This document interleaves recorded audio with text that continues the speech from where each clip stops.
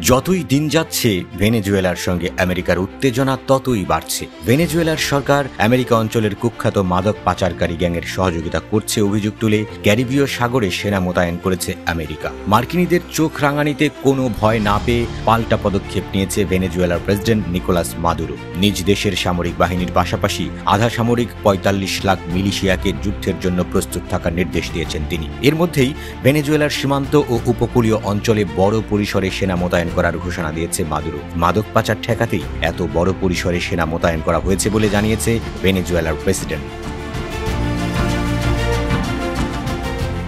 তবে মাদুরো ও তার সরকারের শীর্ষ কর্মকর্তারাই আসলে ভেনেজুয়েলার মাদক কারবারের সাথে জড়িত বলে অভিযোগ করেছে আমেরিকা। অন্যদিকে আমেরিকার এসব অভিযোগকে সম্পূর্ণ মিথ্যা বলে উড়িয়ে দিয়েছেন মাদুরো। তার দাবি, ভেনেজুয়েলায় তার সরকারকে ক্ষমতা থেকে সরানোর জন্য এই ধরনের মিথ্যা অভিযোগ তুলেছে ট্রাম্প প্রশাসন। দুই পক্ষের এই পাল্টাপাল্টি অবস্থানের জের ধরে পরিস্থিতি ঘোলাটে হচ্ছে, আর এতে করে ক্যারিবিয়ান সাগরের কোল ঘেঁষে বড় যুদ্ধের আশঙ্কা তৈরি হয়েছে।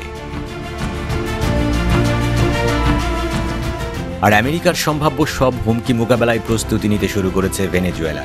একটি সামরিক বাংকার থেকে ভেনেজুয়েলার প্রতিরক্ষা মন্ত্রী ভ্লাদিমির পাড্রিনো জানিয়েছেন, কলম্বিয়া সংলগ্ন ভেনেজুয়েলার পশ্চিমাঞ্চলীয় প্রদেশ তাচিরা এবং জুলিয়ায় ২৫,০০০ সেনা মোতায়েন করা হয়েছে। বর্তমানে ভেনেজুয়েলার সেনারা সিয়েরা দে পেরিজা অঞ্চলে অবৈধ কোকা চাষ বন্ধ করতে অভিযান চালাচ্ছে।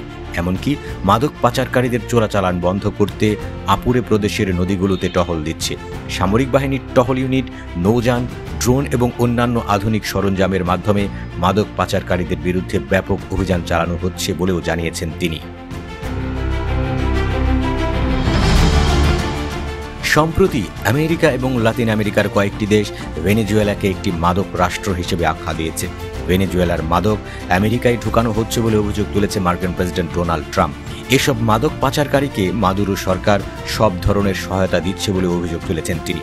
আর এই কারণেই ভেনেজুয়েলার বর্তমান প্রেসিডেন্ট মাদুরোকে চেপে ধরতে ক্যারিবীয় অঞ্চলে মাদক পাচার দমনের নামে একটি নৌ টাস্ক ফোর্স পাঠিয়েছেন ট্রাম্প। এই মার্কিন বাহিনীতে ৮টি আধুনিক যুদ্ধজাহাজ, কিছু উভচর হামলা চালাতে সক্ষম যুদ্ধযান, F-35 যুদ্ধবিমান এবং ৪৫০০ সেনা রয়েছে। ভেনেজুয়েলার আশেপাশে ট্রাম্পের এত বিশাল সামরিক আয়োজন দেখে অবাক হয়েছেন অনেকেই।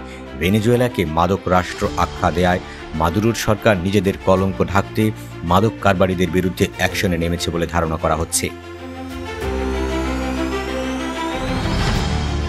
অনেকেরই ধারণা, ভেনেজুয়েলার মাটির নিচে থাকা বিশ্বের সবচেয়ে বড় জ্বালানি তেলের ভাণ্ডারের দিকে নজর দিয়েছেন ট্রাম্প। আর এ কারণেই নানা অহেতুক অজুহাত দিয়ে ভেনেজুয়েলাকে চাপে ফেলতে চাইছেন তিনি।